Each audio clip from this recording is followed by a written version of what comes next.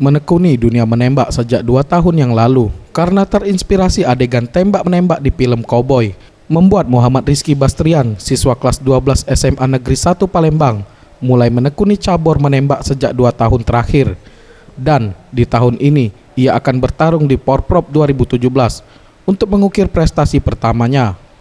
Menurutnya, menjadi seorang atlet menembak profesional merupakan impiannya. Dan di tahun ini ia akan berlaga di ajang Porprov 2017 dan turun di nomor 10 meter putra laras panjang. Awalnya sih hobi nembak, jadi daripada percuma jadi ikut latihan.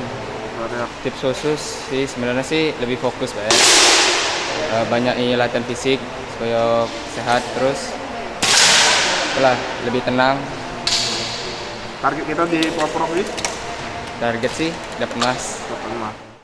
Berbagai persiapan telah dilakukannya, mulai menyiapkan fisik dan stamina, serta mental bermain agar sasaran target yang ditembak dapat mengukir prestasi dengan membawa medali emas untuk kontingen Palembang.